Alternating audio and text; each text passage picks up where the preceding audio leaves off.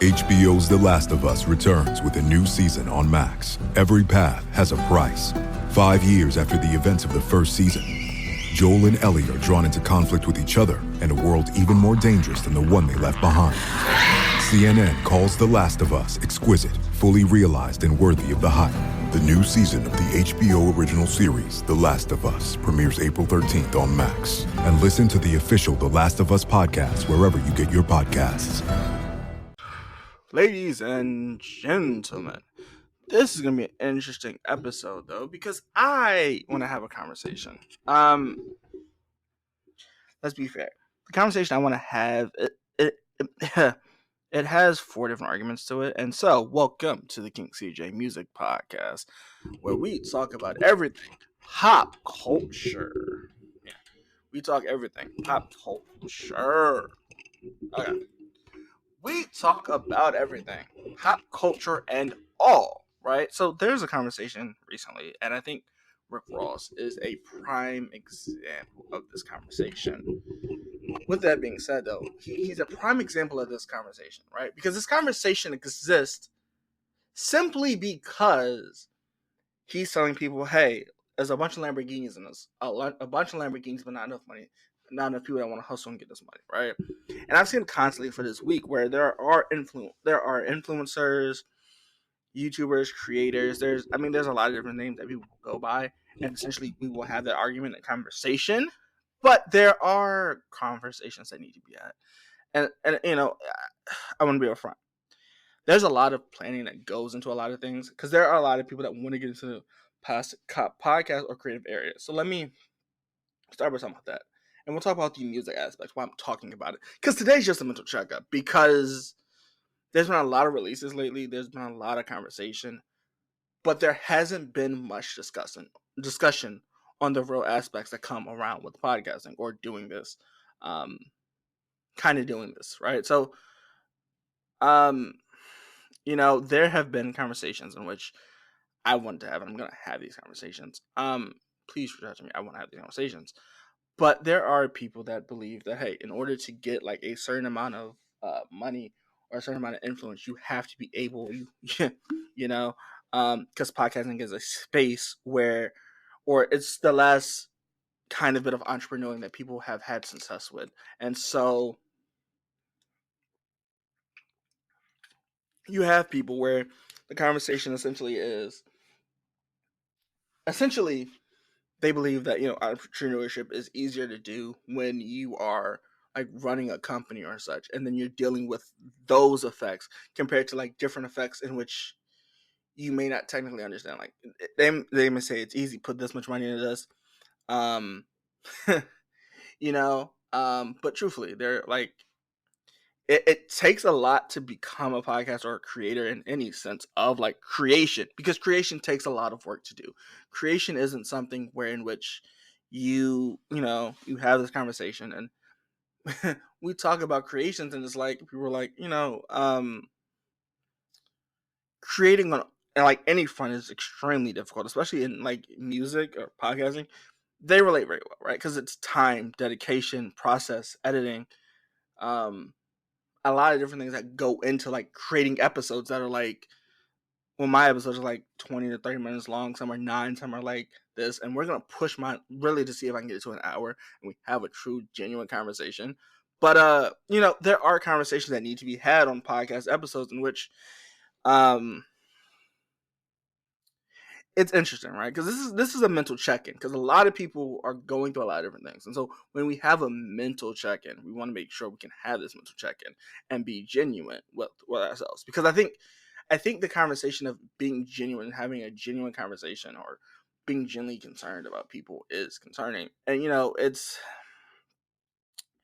especially when you're dealing with a process that is it takes a lot to do of episodes, right? It takes a lot.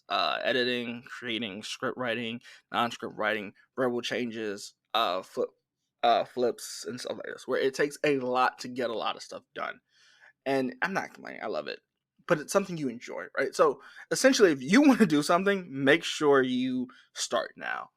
It, and it seems like a call to send statement, but it's a conversation in which a lot of people are not having currently. So when you're not having these conversations, or you don't know to have these conversations, then you don't do it. This podcast, essentially, I started in 2021 after something like really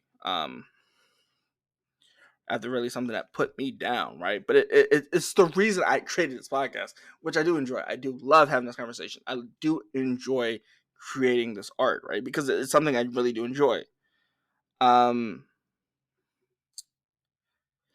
But it is interesting, right? So we're gonna talk more, and I think I'm gonna take this turn, and I'm gonna turn it for a little bit, right? Where we have this conversation about music, and so while I may judge artists for what they are doing and how a song sounds and how you can like physically connect with songs, I tried that creation route, and when I tried that creation route, it kind of gave me insight into people's styles and people and the way that people want to do things, right?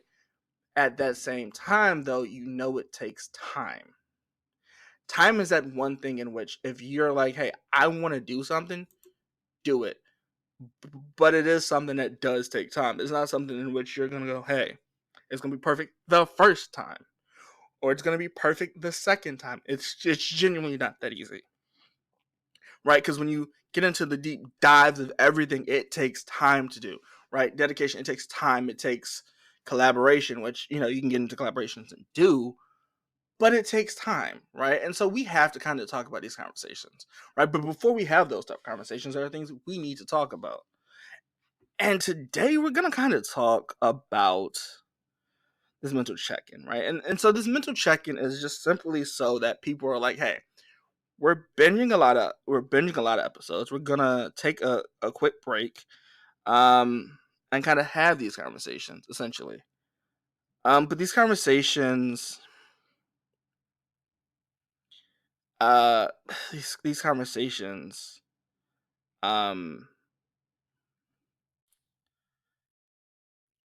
these conversations, right? These conversations in which we're having these conversations, because I think when we focus strictly on the music and we talk about a music strict episode that we could get on YouTube, Spotify, there's not much depth to it, right?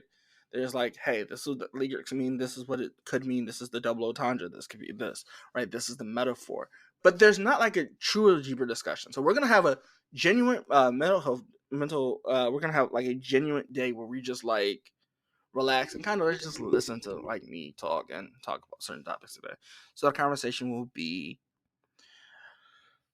and I hope this is probably going to be a longer episode, but it's also like an idea of how we're not going to really change, but like keep the same audience. But essentially, it's gonna be about why do people essentially like have a hard time with artists that try to blend in alternative music. And I guess my two prime examples of this would be Drake and then Beyonce, right? So this is the conversation, right? And I get it. These are hot topics to have currently, and I'm cool with having these because the current conversation essentially means that as Drake is, people say, well, Drake is a pop star, but he also raps. Which, I mean, if we do that, we kind of put artists like Bryson Tiller, Friday, we put a lot of artists in that bubble because they found their creative way to make headway and run a game dominated by just one artist, right? For example, The Weeknd is a prime example. The Weeknd is considered strictly pop, right? But at that same time, normally we would have artists that are like, hey, I'm strictly one category, I'm strictly this, right? And then that's fair. That's an honest opinion, right? Like the honest opinion would be that essentially we only need one artist per category, two artists per category, and everyone should like fall between those barriers. The Weeknd typically falls between pop, right?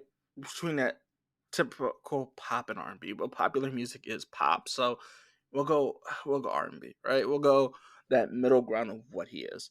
However, you have artists like Drake and Bryson Tiller that have like, well, the nickname people give Drake is R&B savior, right? Because he was able to flip hip hop into an aspect of a discussion where people weren't having discussions of hip hop and R&B. You were either a rapper or an R&B artist, and Drake somehow was able to ride both of those lines into being one of the greatest artists of all times. If you don't want to say the greatest artist of all times, we will go and say that Michael Jackson's great, Prince is great, and I think Prince and Michael Jackson are like maybe one of the greatest artists I've ever seen, right? But when we have this conversation of the greater, it's weird. So we say greater artists, and I'm like, I don't necessarily know what greater artist is. I essentially think that Drake may have been running the years for the past 10 years. We can go 15, but we have to be honest of when we start, when we end, right? But at the same time, though, like he's been able to put out an R&B album with Party Next Door, do R&B by himself, Take Care, and do some rapping albums like Scorpion that are rap heavy. But like at the same time, he's in CLB, Certified Lover Boy, right? These are albums in which they're not heavy one way or the other, right? But then you have albums like Views, and Views is technically dancehall. I think it's more dance hall inspired, right? So you have an artist that's trying to tap into multiple different cultures, but because hip hop likes to put parameters on what it is to be hip hop, you have artists like Drake that aren't considered hip hop artists. At that same time, though, you have people like Tyler the Creator, and Tyler the Creator is more like an alternative version of hip hop. Because for many years, Tyler the Creator wasn't accepted as a hip hop artist by the West Coast. And so that makes me wonder, right? If Drake was able to, because a lot of people say Tyler the Creator isn't hip hop, right? And essentially the argument was that he isn't the typical, he doesn't fall between the barriers of hip hop, right? But essentially what we've seen is over the years over Drake, he's been able to expand people's opinions or belief on what hip hop actually is, which is not a bad thing, right? It's not a bad thing at all. But the conversation is being had, which before Drake, I don't think the conversation was being had. You're either hip hop or you're not, right? At that same time, though, you have artists like Beyonce that has started her career hip hop, popular music, R&B, soul, and then moved to country music, and people don't know how to genuinely react because we didn't have artists like this that were moving, like trying to shift barriers. We didn't have it. Michael Jackson was considered pop. Chris Brown's another one. Chris Brown does R&B, but he also does rap, right? So we kind of like who we put or accept as hip hop, and I think that's interesting because it shows that we aren't the only people, or we aren't societal or from a culture. We all share relations of primitive societies that are different among different countries, right? For example, if we go to the Americas, right? If we focus on the United States, right? If we focus on the United States, the American culture is that somebody that's in the American culture that has been raised in the American culture learns the language, and then essentially it either has the decision to listen to popular music. At that same time, if they don't listen to popular music, they can listen to rap, or they can narrow it down to alternative music, or alternative rock, or country, or hip hop, or is it hip hop country? It's an alternative or pop country, right? Like we can have these conversations and have a true understanding of that. You don't have to be one dimensional, right? And that was like the main argument that a lot of people have had over hip hop, is that hip hop can be one dimensional, while other artists can move around in different categories and cultures. Hip hop people have just tried to stay in culture, right? But we've seen artists like Bryson Tiller, Trap Soul, True to Self, Anniversary, that have made albums that have shifted. Killer Instinct. We've seen it where he's just rapped on a song and then rapped and then switched to R&B or R&B to rap. And he's had fun, and we've seen mixtapes that have done it, but we haven't seen it on such a big stage. Which leads me to this next point that people keep having is we don't necessarily have any artists that can lead the newer generation. And I think this is the conversation. I think this is essentially the problem. The problem is, and people say the 2000s, like Drake, Kendrick, Big Sean, we have artists that can make music. Mickey Rab or Carly in the Universe. I've had the honor of conversations with them, and I think that was great to have those conversations, right? Because they're great artists. I think her name's Stormly, but I'm gonna mess it up. Another great artist that we've had many platforms to talk about. But at that same time, you have these conversations, and these conversations aren't necessarily pleasant conversations, right? But we have artists that have transcended music, or we have popular people that can be the next generation of music for the younger generation. We have it. We have people like No Name that raps conscious rap. We have Little Sims that does it for conscious rap. We have people. But the problem is, we were so consistent on the cosign that I think the cosign is no longer needed. And when I mean the cosign, I essentially mean when we talk about people and we talk about aspects of it.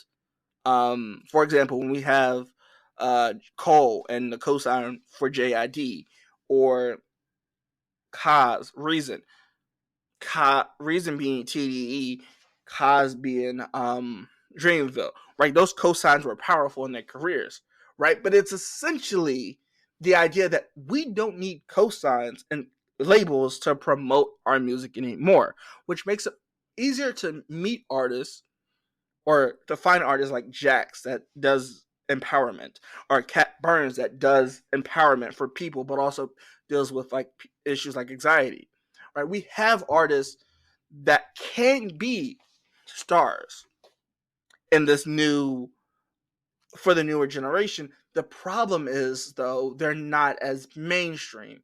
And we could talk about algorithms, and I think that'll be great to have an algorithm specialist. We have a conversation. But, they're not.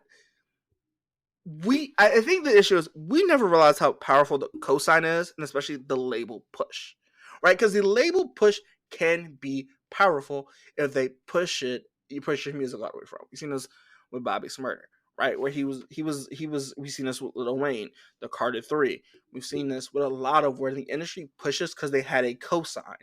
We've seen the strongest cosign to date, or you ask me, the two strongest cosigns would be Dr. Dre and Dr. Dre's cosign of Kendrick, but Dr. Dre knew Kendrick through J. Cole, right? But but I think the only reason J. Cole and Dr. Dre were in the same room was because that Jay-Z cosign of that Rockefeller chain, right? And that Lil Wayne cosign got Drake to Rick Ross and stuff like that previously before this beef, right? We've had these conversations about how powerful the cosign was. And I think no one took the cosign seriously, right? No one genuinely took the cosign seriously, because I think that would be interesting in itself. But we never talk about how powerful the cosign is. We talk about how the cosign is essentially not the greatest. We talk about how the cosign could not be. We talk about the cosign in such a way that people are like, hey, I don't think I need a cosign, because we talk about it. But we never talk about how much that cosign costs people. Like, yes, you got the cosign, you got the label push, you got the radio push, you got the radio play, you got all of this.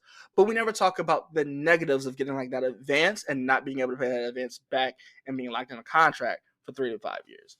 Like, that's never talked about. Right, and I plan on having this guest. I would love to have this guest on in a week or two. We have this guest, and we talk about connecting more with the Gen Z, where we have these discussions and we go, hey, what is the best idea for a cosign? How do we make a productive cosign? Right, and I think that's essentially what this conversation would be. right? Because I think the cosign would be an amazing conversation to have. I think that's one of like the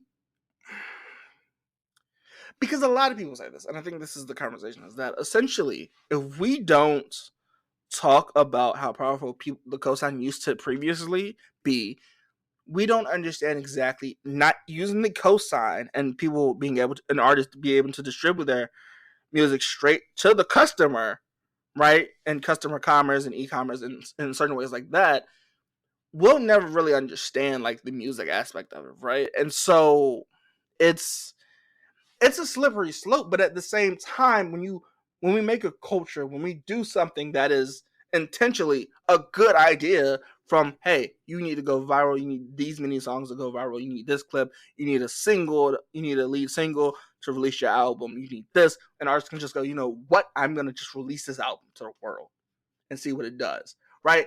It's weird. Like it's on one aspect, I love that artists are having more control over what they put out, right? But I also, um,